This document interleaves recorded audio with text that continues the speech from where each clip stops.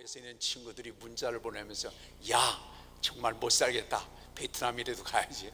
그래서 저는 피난을 갔다 와서 죄송한 마음이 있긴 한데요, 그런데 얼마나 힘들었는지 사진을 보낸 것을 보니까 너무 힘드는, 그쪽에서도 그걸 느끼게 됐습니다. 정말 이 답답한 마음, 나라 돌아가는 것도 그렇고 경제도 그렇고 사회를 봐도 그렇고 또 교회의 여러 가지 모습을 봐도 그렇고 개인적으로 봐도 그렇고 답답하고 막막하고 무에 묶인 것 같이, 함정에 빠진 것 같이 그런 어려움에서 아주 힘들었는데, 그래도 주일을 지나고 며칠 지나가 되니까 그래도 맑은 공기가 찾아왔습니다. 그래도 밝은 햇빛을 우리가 보게 됐습니다. 우리가 여기까지 기도하러 오게 되는 데는 여러 가지 이유가 있겠지만은 사실 답답하고 힘든 일, 그걸 다른 사람들은 못 느끼고 살아갈 수도 있지만은 우리는 그걸 예민하게 느끼고 이걸 어떻게 풀어봐야 되겠다 그래가지고 여기까지 오셨을 텐데, 지난 한 주간 동안에 그 힘들고 어려웠던 미세먼지, 초미세먼지의 그런 복잡한 데서 훌훌 벗어나서 이렇게 밝은 햇빛, 정말 그렇게 맑은 공기처럼 우리 인생이 밝고 맑게 변화되게 되시기를 바랍니다. 살아가면서 그래요. 어디 좀 정말 시원한 데 없을까? 좀 기쁜 일 없을까? 박수 칠 만한 일이 없을까? 그게 우리의 소망인 것 같습니다.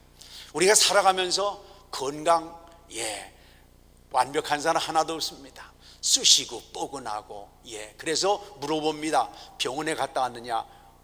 안 갔답니다. 안 아파서 안 갔냐? 왜 안 갔냐? 무서워서 안 갔다 그럽니다. 아예 병원에 갔다 더 험한 얘기 들을 것 같아서 그냥 그럭저럭 하다가 하늘나라 가려고 한다, 이런 사람들이 많이 있습니다. 생각대로 안 됩니다. 문제가 생기고 병이 납니다. 한숨이 나오고 고민하고 잠을 제대로 잘 수 없고 눈물이 철철 흐르고 맥이 쭉 빠지고, 너무 밥맛이 떨어지고 어려운 가운데 있습니다. 우리 소망이 있다고 한다면 우리가 건강하고 자유롭고 정말 활기 넘치고 소망으로 충만하고 또 우리 속에서 찬송이 늘 넘치는 그런 삶이 아니겠습니까? 하나님께서 기도하는 가운데 이 놀라운 은혜의 축복이 우리에게 내 자신이 것으로 경험되시기를 바랍니다. 구약 성경에 보면 창세기 48장에 보면 야곱이라는 사람이 나옵니다.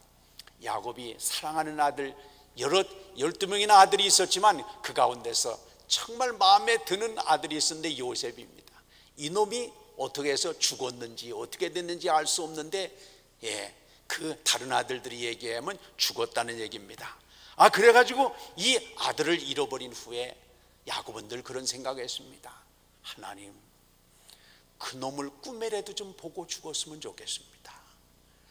정말 눈에다 넣어도 이렇게 아깝지 않은 그 놈이 어떻게 됐는지 알 수가 없습니다. 하나님, 그 놈을 꿈에라도 좀 보고 죽었으면 좋겠습니다. 그런 마음을 잘 갖고 있었습니다. 그런데 이 창세기 48장 11절에 가서 보면 야곱이 요셉이 아들을 애굽에 내려가서 이제 여러 사연을 통해서 애굽에 내려갔는데 이 요셉이 아들 둘을 데리고 왔습니다. 그래서 그는 그렇게 거기서 야곱이 요셉의 아들 둘을 보고는 이렇게 고백했습니다. 내가 말이야 네 얼굴을 보리라고는 생각지도 못했는데 하나님이 네 자손까지 보게 하셨구나, 할렐루야 하면서 얼마나 감사했는지 몰라요. 그놈 꿈이라도 봤으면 좋겠다는 생각을 가지고 소망 가운데 있었는데 그게 이루어지지 않아서 답답하고 힘들었는데, 마침내 많은 우여곡절을 거쳐가지고 애굽에 간 이 야곱은 난 네 얼굴 보는 게 소원이었는데 네 얼굴은 고사하고 네가 난 자식들 손주까지 보다니 정말 하나님의 은혜가 놀랍구나, 그렇게 고백하고 노래한 내용이 창세기 48장에 나옵니다. 우리가 삶을 살아가다 하면서 기대하기 어려운 일들이 있어요.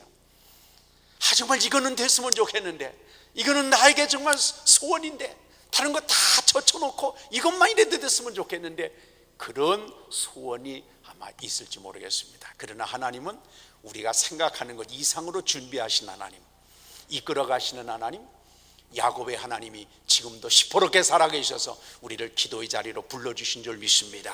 기도하시는 가운데 믿음을 통해서 야곱에게 생각지 못한 놀라운 것을 경험하게 하신 하나님, 우리 삶에도 그걸 경험하고 이제 하나님께 영광 돌리는 기회가 되시기를 바랍니다. 시편 126편 1절에도 보면 이런 말이 나옵니다. 우리가 꿈꾸는 것 같았도다. 2절에서 보면 이렇게 나옵니다. 그때 우리 입에는 웃음이 가득하고 우리 혀에는 찬양이 찼었다. 이스라엘 백성들이 기가 막힌 일을 당했습니다. 자기 자신 생각했습니다. 우리가 누구냐? 하나님이 선택받은 백성이다. 우리는 절대로 망할 수 없다. 우리는 절대로 패할 수 없다. 왜냐하면 하나님이 살아계시기 때문이다. 이게 자기들이 고백이었습니다. 그런데도 불구하고 북쪽에 있는 이스라엘이 아수르에 처참하게 멸망을 하고 나라가 없어졌습니다. 남쪽에 있는 유다가 그 위에 150여 년 만에 처참하게 바벨론의 침을 앞에 짓밟히고 말았습니다. 성전이 아무나 들어가면 안 됩니다. 그럼에도 불구하고 그 바벨론 군화에 짓밟혀서 무자비하게 다 폐허가 되고 불타버리고 마는데도 하나님은 어디 가셨는지 아무런 그런 어떤 표시가 나지 않았습니다. 이스라엘 백성들은 자기가 아픈 것도 아픈 거고 손해본 것도 손해본 거지만 우리가 지금까지 뭘 믿었느냐? 야훼 하나님을 믿었는데 이렇게 성전이 다 불타고 우리가 이렇게 쫄딱 망했는데도 도대체가 하나님은 어디 계신지 어떻게 된 것인가? 그들은 마음을 너무 아팠을 것입니다. 너무 힘들었습니다. 이제 소망이 다 끊어졌습니다. 그 어렵고 힘들어도 하나님을 믿는 믿음 그것 때문에 견뎌오고 이겨왔는데, 그랬는데 나라가 멸망하고 성전이 불타고 이제는 포로로 잡혀간 상황에서 도대체 다른 데 소망이 하나도 없었습니다. 그런데 마침내 꿈같은 일이 벌어지고 말았습니다. 우리가 잘 아는 것처럼 바벨론이라는 나라가 이제는 패권이 파사 페르시아에 넘어가면서 고레스라는 왕이 새로운 정책을 펴면서 이제 묵고 있었던 포로로 잡고 있었던 이스라엘에게 해방을 줘서 고국으로 돌아갈 수 있도록 그렇게 기회를 만들었습니다. 그래서 시편 126편 3절에 보면 이렇게 나옵니다. 여호와께서 우리를 위하여 대사를 행하셨다 그랬습니다. 하나님께서 우리를 위해 큰 일을 행하셨구나. 우리는 기쁘도다. 할렐루야. 이 놀라운 일이 우리에게도 경험되게 되시기를 바랍니다. 우리에게도 간증이 되게 되시기를 바랍니다. 그렇습니다. 하나님께서 우리에게 주신 놀라운 은혜의 삶은 누구 얘기대로 끝날 때까지 끝난 것이 아닙니다. 하나님께서 귀중한 것들을 준비하고 계신데 우리가 얼마만큼 하나님이 준비하신 복을 받을 수 있도록 우리 믿음의 그릇을 준비하고 갖고 갈 수 있겠느냐. 하나님께서 우리에게 열매를 우리가 요구한다고 한다면 열매 맺을 나무로 우리를 얼마나 잘 관리해 나갈 수 있겠는가. 하나님께서 우리에게 좋은 축복의 아름다운 열매를 우리에게 주시기를 우리가 원한다면 그 열매를 받을 만한 바구니를 우리가 준비하고 있는가, 우리 그릇을 어떻게 준비하고 있는가, 그때를 기다리시면서 하나님께서 우리에게 기대 이상의 좋은 것을 주시는 하나님, 그 하나님은 지금도 우리를 부르신 줄 믿습니다. 그렇습니다. 우리 성경에 보면요, 오순절 성령 강림 후에 교회는 놀랍게 부흥을 하고 발전을 하고 있었습니다. 그런데 그와 함께 무시무시한 박해도 따라오게 됐습니다. 예수님 믿음은 만사 형통하냐? 그럴 수 있습니다. 그러나 그게 좋은 것만은 아닙니다. 하나님은 우리를 훈련시키고 우리를 연단시키고 우리를 잘 감당하기 위해서 이끌어 나갑니다. 저희 교회에 어떤 고등학교 학생이 엄마 오토바이 사주세요. 야, 너 그 오토바이 탈 줄 알아야지. 엄마 오토바이만 사주면 가서 금방 변원해가지고 내가 얘 오토바이 잘 타고 다닐게, 사주세요. 엄마가 안 된다. 너 오토바이 흔 거 빌려가지고 자꾸 연습도 하고 또 이제 그래서 익숙해지면 내가 사주겠다. 근데 애들이 기다리겠어요? 안 기다리겠어요? 안 기다립니다. 그래가지고 지 마음에 드는 오토바이를, 비싼 오토바이를 사줬는데 그냥 첫째 날 타고 가서 다 부서지고 교통사고 난리 났습니다. 우리 마음대로 기도의 응답을 받는 것, 그게 진정한 복이겠는가? 아닙니다. 하나님은 우리에게 꿈같은 귀한 일을 주시기 위해서 먼저 우리를 준비시켜 주시고 우리를 잘 연단시켜 주시고 우리를 만들어 가시기를 원하시는 하나님의 놀라운 은혜의 역사가, 이게 진정한 복입니다. 그래서 하나님 우리에게 속도 조절하도록 하시고 우리가 신앙 인격이 익어가도록 만들어 주시고 하나님이 그 그릇을 감당할 수 있는 놀라운 축복의 기회를 맞도록 어떤 때는 시간도 조절해 주시고 어떤 때는 고난을 통해서 우리 신앙 인격을 아주 한없는 바닥까지 내려놓을 때도 있으시고 어떤 때는 우리를 격려해서 세워주게 하도록 하시고 하나님이 주시는 그 은혜의 손길에 붙들려 살아가게 되시기를 바랍니다. 그렇습니다. 당시에 그래서 유대의 처음에 기독교에도 하나님이 큰 은혜 가운데 성장하고 승리하고 나가는데 하나님이 이러다가 안 되겠다 그래서 엄청난 핍박과 박해가 몰려오도록 하나님은 허락을 해 주셨습니다.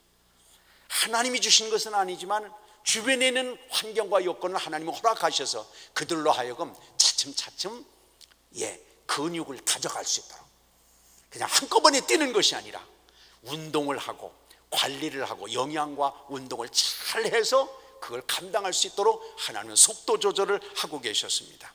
우리가 성경의 사도행전에 보면요 당시에 유대의 헤롯 왕 계열이라고 할 수 있었던 아그리빠 1세가 자기 입지가 불안해지게 되자 유대인들 특별히 바리새인들이 환심을 살려고 그리스도인들을 엄청나게 탄압을 하기 시작을 했습니다. 그러다가 사도행전 7장에 가서 보면 우리가 잘 아는 것처럼 은혜와 능력이 충만했던 스데반 집사님이 순교를 하게 됩니다. 어떻게 보면 우리가 예수님이 직접 사도들보다 집사가 더 설교를 잘합니다. 그래서 그 설교 내용에 보면 아주 대단한 설교를 하고 있는 내용을 볼 수 있습니다. 그런데 그 집사님이 끔찍하게 돌에 맞아 죽고 맙니다. 많은 사람들이 그랬을 거예요. 하나님이 살아계시다면 어떻게 저런 사람이 죽을 수 있겠느냐. 그런데 하나님이 그걸 허락을 하셨습니다. 12장 2절에 가서 보면요 야고보가 사도 중에서 최초로 또 참수를 당하게 됩니다. 생각을 해보세요. 예수님 믿는다는 것 때문에 야고보가 목이 잘라서 죽게 됩니다. 처참하고 끔찍한 일이 아닐 수 없습니다. 보통 일이 아닙니다. 신앙을 지키기 위해서는 하나님께서는 우리에게 믿음으로 우리 마음대로 다 되는 것이 아니라 너희들은 신앙의 삶을 잘 다져가면서 또 우리에게 진정한 소망이 어디 있는가를 가르쳐주기 위해서 하나님은 평범한 사람이 아니라 가장 잘하는 사람을 먼저 데려가시고 또 뿐만 아니라 야고보도 보통 사람이 아니지 않습니까? 근데 그의 목이 그냥 잘라지는 걸 하나님께서 그냥 놔두셨습니다. 우리 같았으면 그랬을 것 같습니다. 열심히 기도하고 주여! 하나님께서 잘라진 목도 다시 붙게 해주세요. 하나님이 살아계시면 주님 앞에 충성하던 사람인데 그렇게 해주시길 바랍니다. 그럴지도 모릅니다. 근데 하나님은 그냥 끝나게 그냥 놔두셨습니다. 야고보 사도의 죽음은 많은 사람들을 떨게 만들었습니다. 그러면서 이제까지 믿는다는 것이 간단한 문제가 아니다. 목숨을 내놓고 영생을 얻는 것이다. 그걸 하나님은 교육적으로 그들에게 가르쳐 주셨습니다. 주님이 큰 종인 사도의 목이 댕강 베어지고 나뒹굴어질 때 신앙의 사람들은 공포를 느꼈을 것입니다. 야, 저래도 우리가 믿어야 되겠는가? 정말 오늘 우리는요 너무너무 행복한 삶을 살아가고 편안한 삶을 살아가고 있는 게 사실입니다. 우리는 지금 찬송한다고 그래서 누가 옆에 와서 예배한다고 그래서 누가 우리 목숨을 노릴 사람도 그렇게 많지 않습니다. 그 당시에 예수님을 믿는다고 하는 것은 목숨에 관한 일이었습니다. 왜요? 예수님 믿는 것은 사회활동을 하기 위해서 믿는 것이 아닙니다. 예수님 믿는 것은 그냥 조금 부유해지기 위해서 믿는 것이 아닙니다. 예수님 믿는 것은 조금 아픈 거 낫기 위해서 예수님 믿는 것이 아니었습니다. 예수님 믿는 건 영생을 얻기 위해서 믿었습니다. 그렇기 때문에 이 초기교회의 성도들은 목숨을 내놓고 믿을 수 있는 밖에 없는 그런 상황이었습니다. 그런데 이렇게 스데반 집사님이 순교하죠. 야고보 사도가 순교하죠. 그런데 유대인들이 좋아하는 겁니다. 그래, 저 신흥종교에 속했던 예수쟁이들 다 없애야 된다. 그런 마음을 갖고 유대인들이 아그리빠 1세의 정책에 호응을 하게 되자 이 아그리빠 1세는 야, 이때야말로 유대인들이 환심을 사야 되겠다. 예수쟁이들이 수제자에 해당되는 베드로를 체포해라. 그래서 베드로를 잡아서 옥에 가두게 되었습니다. 그러면서 6월절이 지나면은 이제는 곧바로 사람들 앞에서 야고보의 목을 친 것처럼 베드로의 목을 치려고 준비를 하고 있는 그런 때였습니다. 그 내용은 오늘 성경에 나와 있는 이 사도행전 12장에 나와 있는 내용이 됩니다. 사람들은 겁에 질렸습니다. 불안에 떨고 있습니다. 교회는 위기를 당하게 됐습니다. 야고보 죽을 때도 사람들이 굉장히 충격을 받았는데, 수제자에 해당되는, 총책임자에 해당되는 이 베드로 사도가 이제는 금방 죽게 된 상황에서 교회는 이제 끝장났다고 하는 그런 생각을 갖고 있는 위기를 받게 되었습니다. 그런데요, 우리가 잘 아는 것처럼 기적이 일어났습니다. 인생이 끝장이 나는 줄 알았던 베드로가 사도행전 12장 9절에 보니까 환상을 보는가 하더라 그랬습니다. 꿈꾸는 것 같았다, 이렇게 고백하고 있습니다. 나는 이제 죽었다고 생각했습니다. 이제 교회는 모든 것들이 다 이제는 풍비박산된다고 생각을 했습니다. 기대감을 가질 것이 없다고 봤습니다. 이제는 우리가 모든 것들이 이제 정리할 때가 됐다고 그렇게 봤습니다. 그런데 이 베드로가 12장 9절에서 꿈꾸는 것 같았다, 환상을 보는 것 같았다, 하나님께서 감히 생각도 못한 하나님이 능력의 역사를 경험하게 됐다. 할렐루야. 이런 일들이 여러분에게도 경험되시기를 바랍니다. 베드로를 풀어주신 하나님, 초기교회 생명의 역사를 일으키신 하나님, 그 하나님께서 오늘 이 자리, 기도의 자리에 우리를 불러주신 줄 믿습니다. 그렇습니다. 능력과 기적의 베드로도, 베드로는 보통 사람이 아니지 않습니까? 그래서 예수님이 옆에서 기적을 일으킨 걸 많이 봤고, 또 뿐만 아니라 베드로만큼 주님과 가까이서 생활한 사람이 없다고 한다면 웬만한 것 가지고 놀랄 사람이 아닙니다.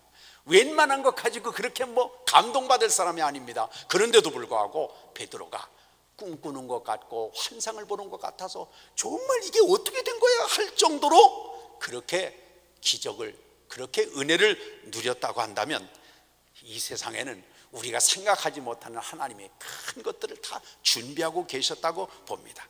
깜깜한 죽음의 늪에서 순식간에 풀려난 이 베드로, 그렇게 아주 답답하고 힘들고 막막하고 끝난 것 같은 그런 상황에서 새로운 세계가 열렸던 이 베드로와 같이 우리 가정에도, 우리 자녀에도, 우리 영적인 삶에도 하나님께서 주신 새로운 꿈 같은 세계가 열리게 되시기를 바랍니다. 그렇습니다. 시편 126편 기자는 꿈꾸는 듯한 이 놀라운 일이 현실로 다가왔습니다. 베드로에게도 바랄 수 없는 꿈 같은 일이 현실에서 일어났습니다. 힘들고 답답하고 막연한 우리 삶에도 이렇게 꿈 같은 일이 일어나게 되시기를 바랍니다. 근데 이제 이런 꿈 같은 일이, 이런 기적이 나에게 일어날 수 있겠느냐, 이게 우리에게 숙제입니다. 우리 힘으로는 불가능합니다. 사실 기대할 수가 없는 현실입니다. 시편 126편 3절에 보면 이렇게 얘기하고 있습니다. 여호와께서 우리를 위하여 큰 일을 행하셨도다. 그렇습니다. 하나님께서 이루시면 불가능한 일은 없습니다. 꿈 같은 일을 생기게 하시는 분은 하나님이신 줄 믿습니다. 하나님은 어제나 오늘이나 동일하게 이 자리에도 함께 하십니다. 그렇습니다. 사도행전 12장 7절에서도 주의 사자가 나타나매 했고 8절에도 천사가 이르되 그랬습니다. 하나님께서 하신 일입니다. 그 하나님은 지금도 우리를 불러주셨습니다.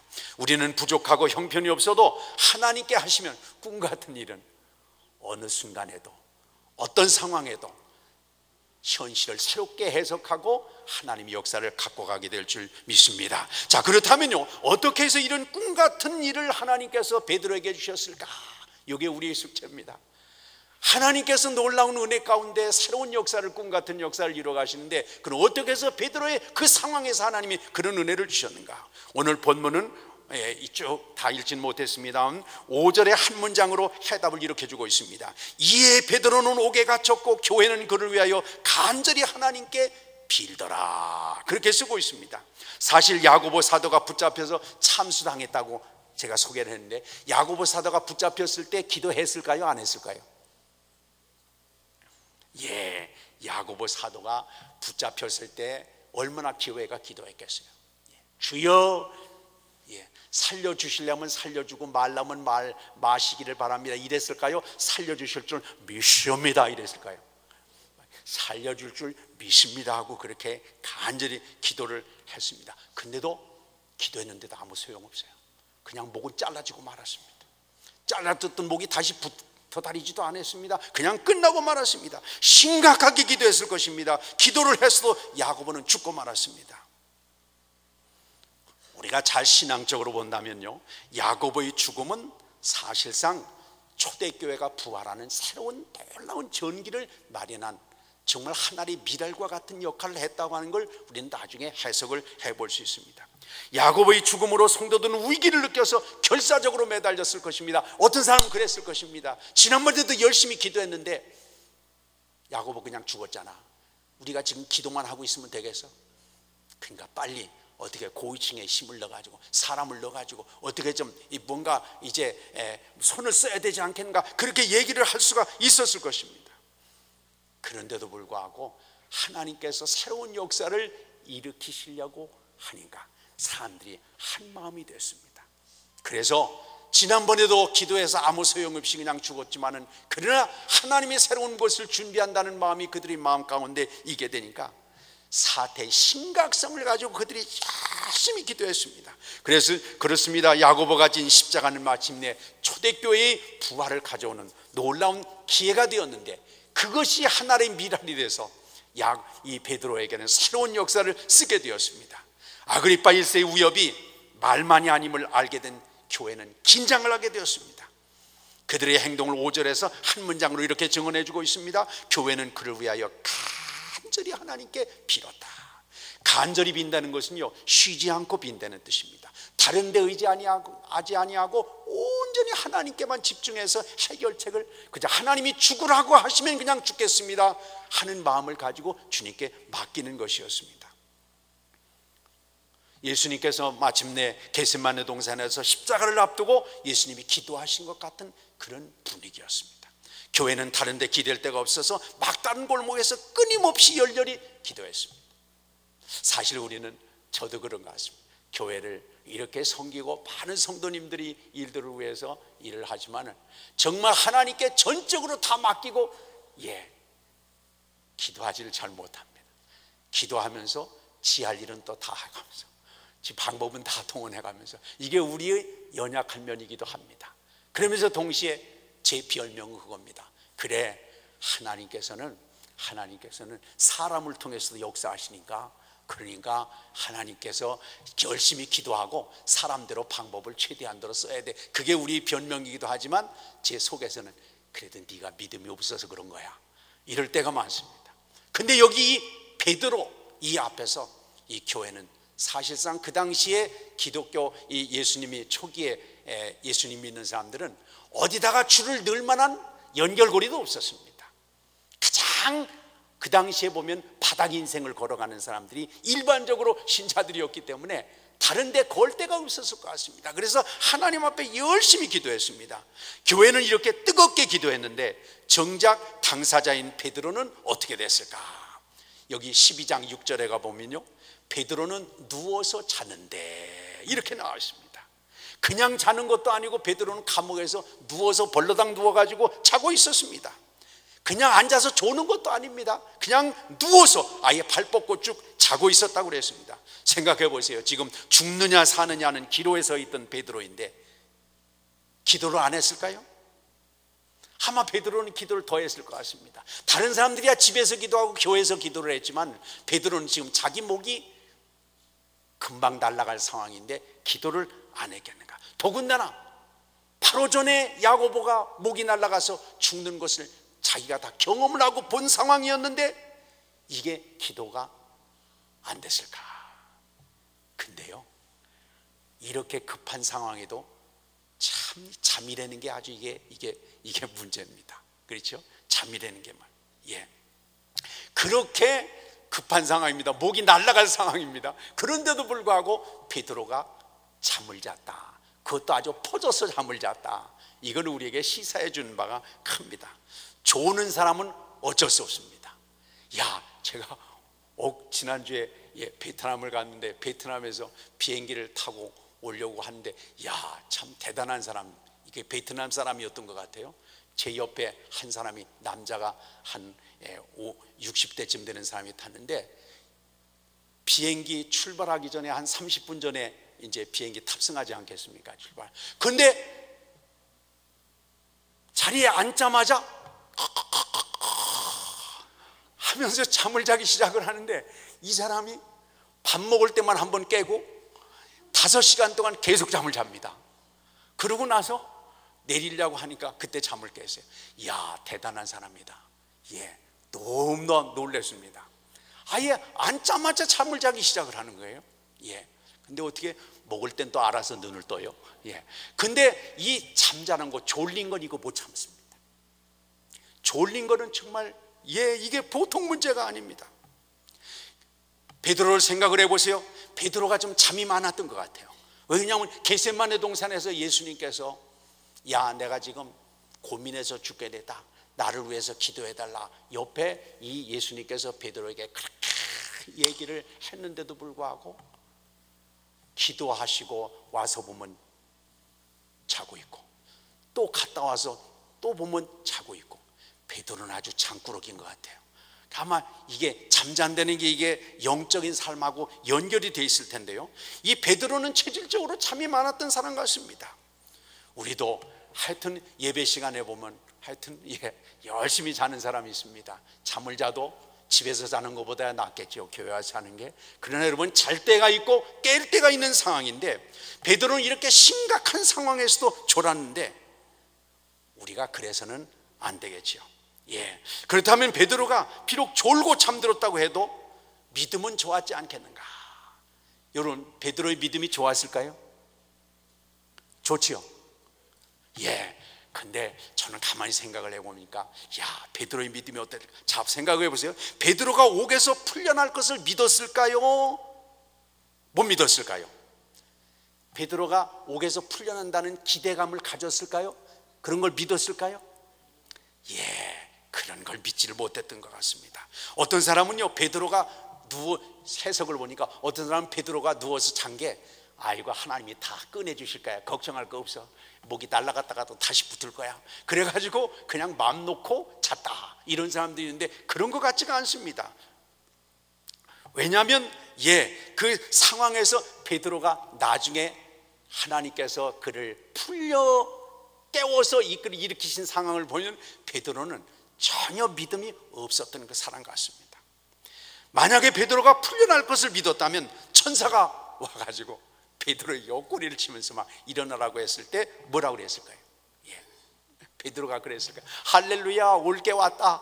야, 하나님이 나 건져주실 텐데 말이야. 하나님은 살아계신 하나님이 돼. 하나님 놀라운 역사인 하나님이 돼. 야, 드디어 천사를 통해서 나를 구해주시는구나. 그렇게 했을 거 아닙니까? 그리고 베드로가 그랬을 거 아니에요. 천사님, 내가 기다렸어. 올 줄 알았어. 올거니 올게 왔구나. 이렇게 얘기를 했을 거 아니겠습니까? 그런데 오늘 본문 7절 뒤에서 보면 띠를 띠고 신을 신으라, 겉옷을 입고 따라오라. 그러니까 이 베드로는 생시인지를 알지 못했습니다. 꿈인 줄 생각했습니다. 이게 무슨 환상을 보는 것 같이 생각했습니다. 그가 전혀 하나님의 손길이라고 하는 것이 와 닿지가 못했습니다. 하나님께서 베드로에게 믿음이 좋아서 그를 건져주셨을까요? 그가 열심히 기도할 때 주님, 확신하건대 하나님께서 건져주시고 해결해 주실 줄 믿습니다, 이렇게 기도했기 때문에 하나님께서 그를 건져주셨을까요? 저는 이 베드로의 믿음을 보면서 참 베드로의 믿음이 참 한심하게 이를 데 없다, 이런 생각을 갖게 됐습니다. 우리가 사실 열심히 기도하는데 기도하고 난 다음에 그 기도의 내용들을 정말 우리가 확신하고 믿음으로 잘 맡기고 가느냐, 이게 우리의 연약함이 있는 것 같습니다. 어떤 애가 그랬다는 거 아니겠습니까? 집에서 하도 가물어가지고 이거 비가 와야 될 텐데 이거 어떻게 하면 좋을까? 아침에 밥 먹으면서 기도하면서 아버지가 하나님 너무 가물어가지고 농사 짓는 사람들이 어려운데 좀 비를 주시옵소서. 주실 줄 뭐라고 그랬을까요? 믿습니다, 이렇게 하고 이제 출근을 하는데 어린애가 그랬다는 거 아니에요. 아빠, 비가 올 줄 믿습니다 했는데 왜 우산 안 가지고 가세요? 입만 날씨를 봐라, 비가 오게 생겼나. 그렇게 얘기를 해가지고 한참 웃었다는 얘기. 우리가 그런 것 같아요. 믿습니다 해놓고 실제로 믿는가? 이게 우리의 연약함입니다. 안 믿는 건 아닌데 우리가 부족하고 모자란 것이 현실입니다. 베드로가 사실 보면 그렇게 예수님이 수제자였음에도 불구하고 그의 믿음은 그렇게 자랑할 만한 믿음이 못 됐습니다. 베드로의 기도는 뜨겁게 하면서도 풀려날 것이라고 하는 것은 믿지를 못했던 것이 그의 현실이었습니다. 어떤 사람은 그래서 그냥 내가 아주 세게 믿는다고 해야 하나님께서 들으실 것 같아서, 내 믿음이 양이 안 찬 것 같아서, 내가 믿음이 그냥 확신이 있어야 하나님이 들어주시는데 그게 되지 않아 가지고 막 몸부림치며 스스로 내 안에서 마술을 거는 것 같이, 자기 체면을 거는 것 같이 믿습니다 믿습니다. 여러분, 믿음이 성령님께서 주셔야지 내가 그냥 체면 건다고 해서 믿어지는 게 아니지 않습니까? 근데 이제 이 베드로도 상황이 그랬던 것 같습니다. 그래서 이제 내보내 주시니까 베드로가 처음에 여기 성경에 보세요. 하나님께서 천사를 보내서 내보내 주시니까 아니야, 이건 환상이야, 이건 꿈이야, 분명히 이럴 리가 없어, 이러고 베드로가 머뭇거린 사건을 오늘 성경에서 찾아볼 수 있습니다. 이렇게 베드로는 막말로 졸기나 하고 기도를 열심히 하고 나서도 정작 하나님께서 건져주시니까 믿지 못하고, 이게 베드로의 수준이었습니다. 그런데 감사한 건요, 그렇게 졸며하는, 정작 믿지도 않아가면서 믿음을 가지고 몸부림치고 하나님 앞에 해보려고 하는 그 베드로의 기도에도 하나님께서는 응답해 주신 줄 믿습니다. 할렐루야. 이게 놀라운 일입니다. 내가 움직일 수 없는 믿음이 있었기 때문에 하나님이 그걸 통해서 하나님이 역사해 주셨냐? 아닙니다. 베드로가 무슨 큰 그렇게 믿음이 있었겠습니까? 그렇습니다. 그렇다면 남아있는 사도들과 교회는 믿음이 어땠을까요? 오늘 본문 5절을 다시 보면요, 교회는 그를 위하여 간절히 하나님께 빌더라 그랬습니다. 모여서 그야말로 계속해서 열렬히 기도했습니다. 막 주여 3창하면서 기도했습니다. 그렇다면 기도할 때 베드로를 풀어주실 것을 그렇게 믿고 기도했을까요, 여러분?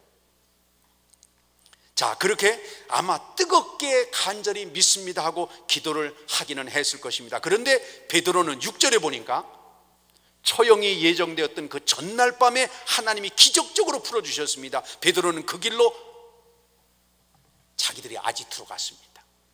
사도들이 모인 그곳에 갔습니다. 교회는 그를 위해서 함께 모여서 간절히 기도하고 있는 곳이었습니다. 자, 생각을 해보세요. 풀어가지고 죽일 그 전날 저녁에 풀려났다고 했으니까 아마 베드로가 부지런히 교회 성도들에게 달려갔다면 아마 한밤중이든지 새벽녘에, 우리 같으면 새벽 기도할 때쯤 해가지고 어쩌면은 베드로가 자기 나머지 사도들이 모여서 기도하고 있던, 오늘날 얘기하면 교회, 기도처 아니면 아지트, 그곳에 이제 갔을 것입니다. 자, 그런데요, 그때도 열심히 기도하고 있었으니까 아마 철야 기도를 베드로 사도를 위해서 기도하고 있었을 것입니다. 얼마나 열심히 기도했겠어요? 그렇다면 기도하던 그들의 믿음은 어땠을까요? 그들이 주여 우리 수제자 되시는 베드로 사도님 풀어주실 줄 믿습니다 하고 기도를 했을 것입니다. 근데 성경에 보면 믿음이 기도는 병든 자를 일으키신다. 근데 그 기도에 확신을 갖고 기도를 했을 것입니다. 그런데 하나님께서 그 기도를 응답해 주셔서 베드로를 풀어주셨습니다. 그 집에 갔습니다. 그런데 그 집에 가서 두들겼습니다. 딱 두들기니까 성경에 나와 있죠, 로데라는 여자아이가 베드로 사도님의 목소리를 알아들었습니다. 놀라웠습니다. 그래가지고 기도하고 있는데 가가지고 그랬습니다. 문 열고 아유 할렐루야, 베드로 사도님이 살아오셨습니다 소리를 질렀는데 반응이 어땠을까요? 그래, 사도님 오실 줄 알았다. 그러면 그렇지, 하나님이 시퍼렇게 살아계신데 우리는 베드로 사도님이 풀려날 줄 알고 기도했다, 얼른 모셔드려라, 하나님께서 꿈같은 일을 주셨구나, 할렐루야, 이랬을까요? 15절에 보니까 이렇게 나옵니다. 이 기도하던 제자들이 뭐라, 야 미친 소리 하지 마, 그러면서 뭐라 하냐면, 감옥에 있는 베드로 사도님이 어떻게 여기로 오셔, 말되는 얘기를 해야지. 그러면서 기도하고 있으면서 또 풀어줄 줄 믿습니다 기도하고 그냥 앉아 있었습니다. 움직일 생각도 나가볼 생각도 안 했습니다. 그런데 다시 로데라는 여자애가 그래, 진짜 오셨다니까요, 제가 그 베드로 사도님 목소리를 알잖아요, 진짜 오셨다니까요. 그렇게 얘기하니까 사도들이 그래 그거 진짜 그렇게 했구나, 빨리 열자 나가보자, 자 이 기도 그만 끝나고 나가봅시다, 이랬나요? 아닙니다. 15절에 보니까 이렇게 얘기를 했습니다. 저희가 말하되 그러면 그의 천사가 왔을 거다. 베드로 사도님은 지금 옥에 있는데 얘가 정신없는 일이지, 그래 천사가 왔을 것이다, 그렇게 하고 있었습니다. 이게 제자들의 수준이었습니다. 여러분, 이 제자들이 예수님께 3년 동안 제자 훈련을 받은 사람입니다. 여러분, 제자 훈련을 그냥 보통 목사한테 받은 게 아닙니다. 제자 훈련을 대단히 잘한다는 목사한테 받은 게 아닙니다. 제자 훈련을 누구한테 받았다고요? 예수님한테 받았습니다. 예수님한테 받은 제자들까지도, 수제자에서부터 아니면 그걸 위해서 문제를 놓고 기도하던 제자들의 모습도 그런 수준이었습니다. 그들은 철야 기도를 한 것 같습니다. 부르짖어 기도했습니다. 열심히 막 소리를 내서 기도하고 떼굴떼굴 둥그러가면서 기도했을 것입니다. 그러나 그들의 마음에는 우리가 기도하면 하나님께서 분명하게 기도를 응답해 주실 것이다, 그런 믿음을 갖고 기도했는가? 지난번에 기도했을 때도 야고보 사도가 그냥 죽었는데 이번이라고 베드로 사도가 풀려날 수 있을까? 안 될 게 뻔해. 그렇지만 우리가 손 놓고 있을 수는 없으니까 그냥 우리가 이번에도 또 기도해야 되지 않겠는가? 그렇게 하면서 아마 기도하지 않았을까? 그게 그들의 믿음의 수준이었습니다. 여러분, 우리는 어떨까요? 우리는 그것보다 더 나을까요? 우리는 막 목숨을 걸고 다 내던지고 기도할 수 있을까요? 정말 하나님께 우리 기도하는 내용들이 정말 내 기도의 능력이 있어서, 내 기도의 힘이 있어서, 내 기도의 움직일 수 없는 확신 때문에 일이 일어나게 되는 걸까요? 그렇습니다. 재미있죠? 하나님은 옥문을 열어서 베드로를 풀어주셨습니다. 그러나 베드로는 졸다가 환상을 보고 꿈꾸는 것 같고 그렇게 여기고 있었습니다. 하나님은 베드로는 옥에서 풀어서 교회로 보내주셨지만 정작 석방을 위해서 기도하고 있었던 사람들은 오히려 문을 열지 않고 베드로가 들어오지 못하게 오히려 문을 막고 있었던 현실은 참 아주 우리에게 생각할 바를 많이 주고 있습니다. 하나님께서 옥문을 열어주셨는데 제자들은 오히려 베드로 사도가 왔는데 문을 열어주지 않고 엉뚱한 얘기만 하고 있는 모습이 바로 그 당시의 믿음의 수준이었음을 봅니다. 잘 보면요, 베드로는 기도를 했겠지만 자고 있었고 풀려날 것도 예상하지 못했습니다. 따지고 보면 그의 믿음이라고 하는 것이 생명을 걸, 여러분, 그 믿음을 따라서 그 믿음이 무엇을 만들어내겠습니까? 이게 믿는다는 사람들이 부조화적인 모습이고 저희 모습이기도 하고 아마 우리 모습이기도 할지 모릅니다. 우리가 믿는다고 하지만은 우리 믿음이라는 게 참 조화롭지 못합니다. 균형 잡히지 못합니다. 앞뒤가 안 맞을 때가 얼마나 많은지 모르겠습니다. 이 베드로나 바로 이 제자들의 모습이 그러했습니다. 그럼에도 불구하고 환상을 보는 것처럼 꿈을 꾸는 것과 같이 하나님은 놀라운 은혜를 주신 줄 믿습니다. 베드로의 힘이 아니었습니다. 제자들의 힘이 아니었습니다. 바로 은혜를 주시되 풍성하게 주시는 하나님, 우리 연약함, 우리 부족함, 그걸 주님께서 끌어안으시고 우리 삶의 은혜 위에 더 큰 은혜를 주시는 하나님의 놀라운 은총이 베드로를 살리시고 제자들을 살리시고 우리를 인도해 주신 줄 믿습니다. 보세요, 과연 꿈 같은 일이 생긴 것이 베드로의 믿음 때문이겠습니까? 아니면 이런 꿈 같은 일이 생긴 게 교회가 열심히 기도했기 때문이겠습니까? 그렇습니다. 하나님은 기도를 가볍게 여기시지 않습니다. 기도를 귀중하게 여기시지 않습니다. 그러나 기도의 능력이라기보다는 주님 앞에서 모든 것들을 부족하지만 모자라지만 온전치 못하지만 하나님, 내가 정말 내놓을 것은 주님 믿음대로 된다고 했는데 제 믿음이라는 것이 참 보잘것이 없습니다 하고 안타까운 가운데 있어가면서 주님을 바라보는 그 주님을 향한 마음에 하나님은 갑자기 은혜와 능력으로 부어주신 줄 믿습니다. 그렇습니다. 꿈 같은 일이 생긴 게 교회의 열심도 아멘, 저는 볼 때 베드로의 열심도 아닙니다. 오히려 그것을 초월하시는 하나님의 놀라운 은혜와 은총의 손길이 있었기 때문입니다. 저는 생각하기를 이런 믿음도 모순덩어리 믿음이고 이런 기도도 앞뒤가 안 맞는 모순덩어리 기도지만 하나님은 그것에 놀라운 은혜의 역사를 부어주시길 원하시면서 그 기도의 마음을 받아주시길 원하시면서 그 기도에 하나님께서 엄청난 것을 부어주시기 위해서 기다리시는 은혜의 하나님이신 줄 믿습니다. 이걸 보면 기도의 응답은 우리 믿음이나 열심에 달려있는 것이 아닙니다. 기도의 응답은 공로가 아닙니다. 기도하는 인간에게 있는 것이 아니라 정말 하나님이 놀라운 사랑 안에 있음을 봅니다. 전적으로 우리를 불쌍히 여기시는 하나님의 은혜인 줄 믿습니다. 우리는 사실 기도하면서 믿지 못할 때가 참 많이 있습니다. 기도하면서 여러 가지 잡생각에 사로잡힐 때가 많이 있는 것이 현실입니다. 기도하면서도 기도의 내용이 지극히 편파적이고 지극히 이기적이고 지극히 내 중심적일 때가 얼마나 많은지 모릅니다. 저도 저희 지난번에 학교 수학영역 보사를 보는데 하나님 잘 보게 해주세요. 저는 그렇게 기도했어요. 하나님 이제까지 열심히 공부한 거 잘 생각나게 해주세요. 하나님 공부 안 한 것까지도 다 생각나게 해주세요. 저는 그렇게 못하게 했습니다. 저희 교회대항 체육대회를 하는데 주여 이번에 우리 교회가 몇 등 해야 되겠어요? 1등. 전 그렇게 기도 못하겠습니다. 하나님 제가 열심히 쏟은 땀 흘린 노력에 걸맞게 하나님이 은혜를 주신다는 걸 느낄 수 있게 해주세요. 이걸 통해서 하나님이 놀라운 사랑을 우리 같이 나눌 수 있게 해주시기를 바랍니다. 저는 그렇게 기도를 했습니다. 기도하면서 우리는 사실 지극히 기도가 내 중심적이고 내 편파적이고 나만 하는 그렇게 생각할 때가 너무도 많습니다. 뿐만 아니라 기도하면서 우리는 중언부언할 때가 얼마나 많이 있습니까? 기도한다고 하면서도 이게 기도인지 조는 건지 모를 때도 많이 있는 것이 현실입니다. 그러나 우리가 잡생각했다고 중언부언했다고 하나님께 네 기도 안 들어준다 이렇게 하시는 것은 아닙니다.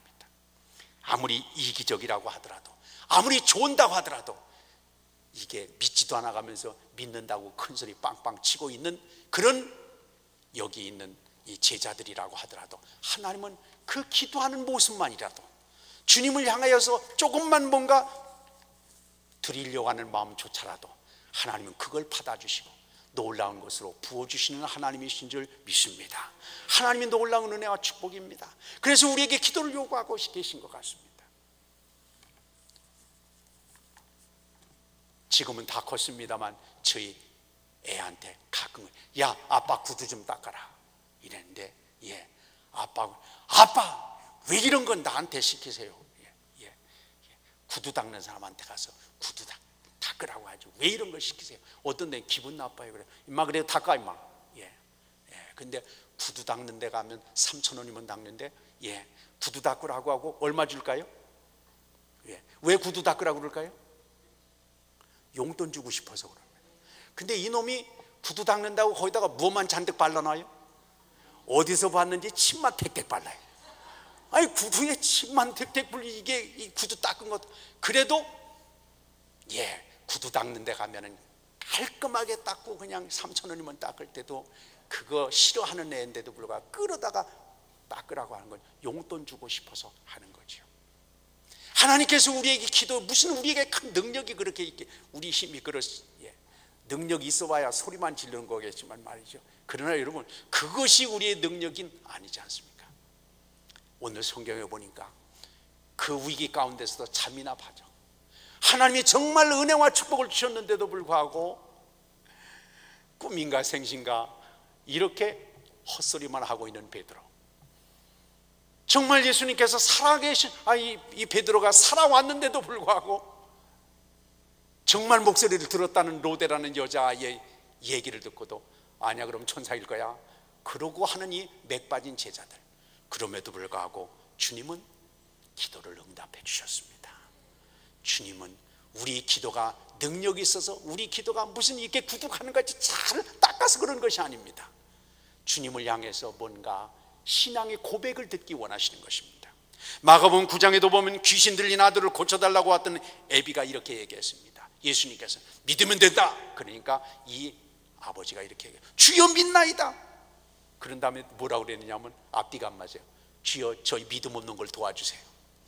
예수님께서 믿으면 된다고 그러니까 믿으면 된다고 해서 믿습니다 해놨는데 가만히 생각을 해보니까 이 내 믿음 가지고 이거 해결이 안 될 것 같습니다.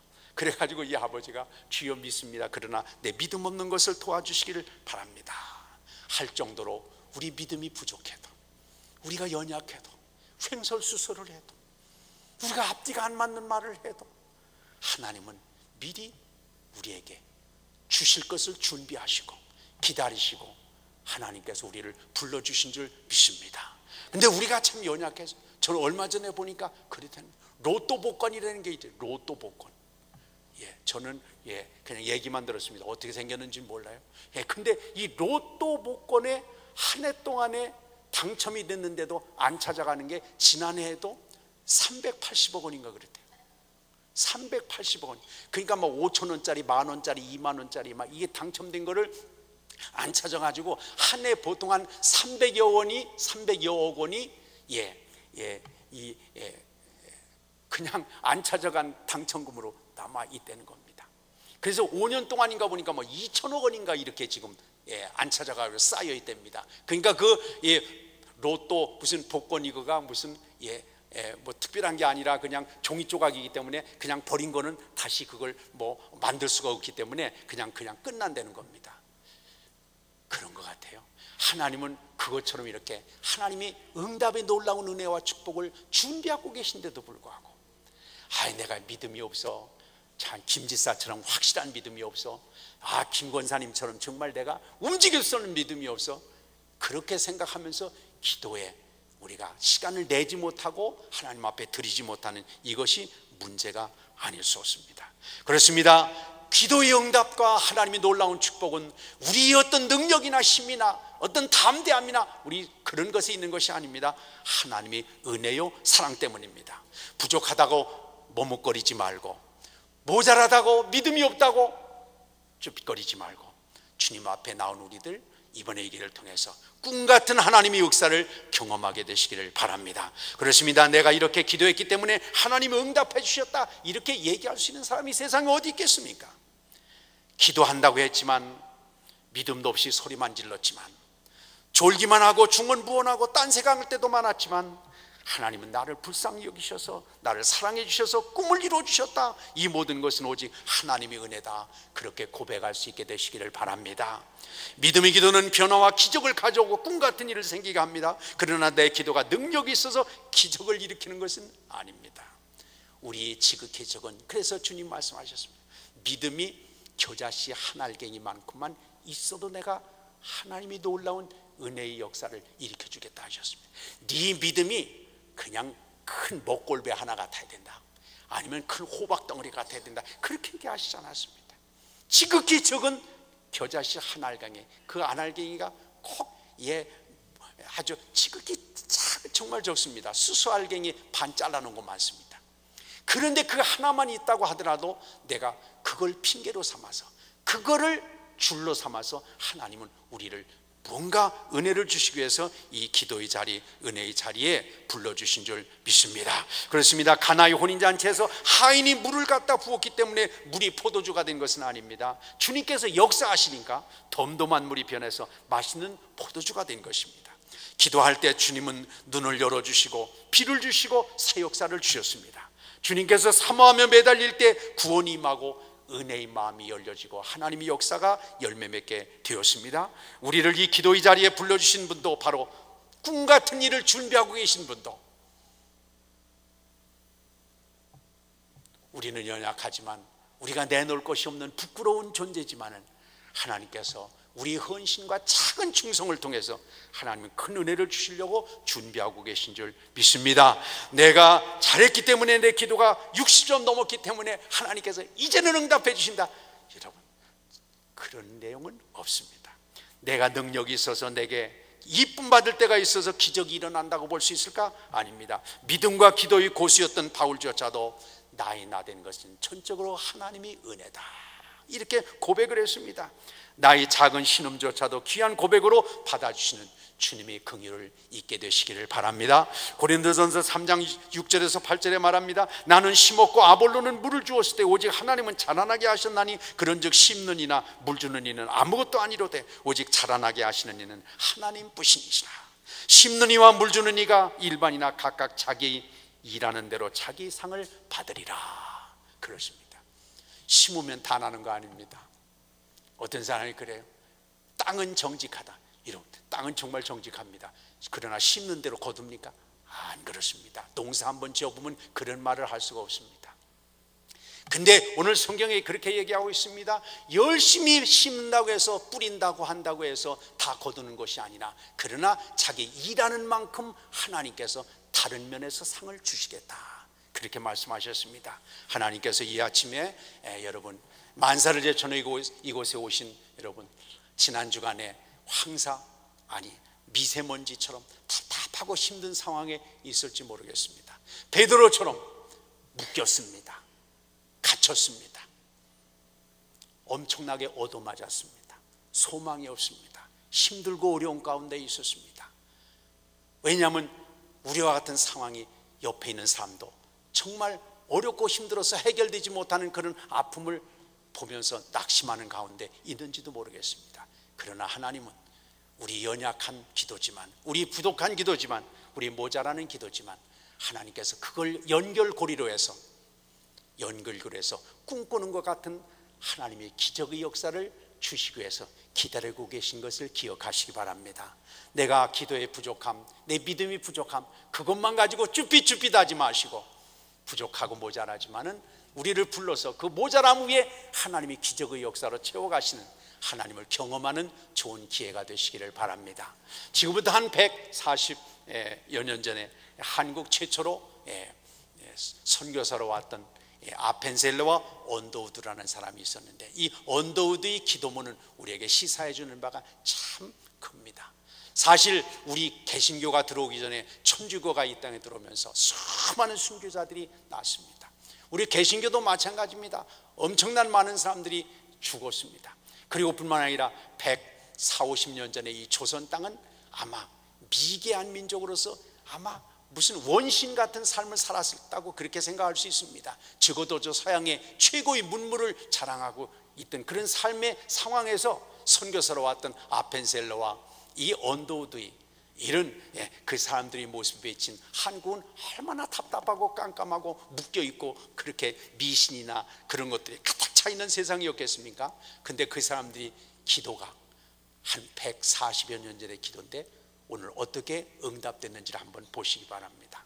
그가 이렇게 기도를 했다고 그래요. 이 기도를 보면서 우리 다시 한번 기도하려고 합니다. 주여, 지금은 아무것도 보이지 않습니다. 주님, 메마르고 가난한 땅, 나무 한 그루 시원하게 자라오르지 못하는 이 땅에 저희는 왔습니다.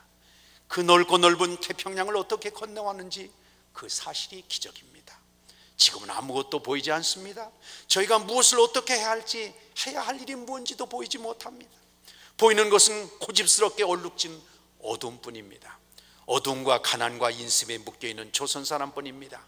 그들은 왜 묶여있는지도 고통이라는 것도 모르고 있습니다. 고통을 고통인 줄 모르는 자에게 고통을 벗겨주겠다고 하면 의심부터 하고 화 먼저 냅니다.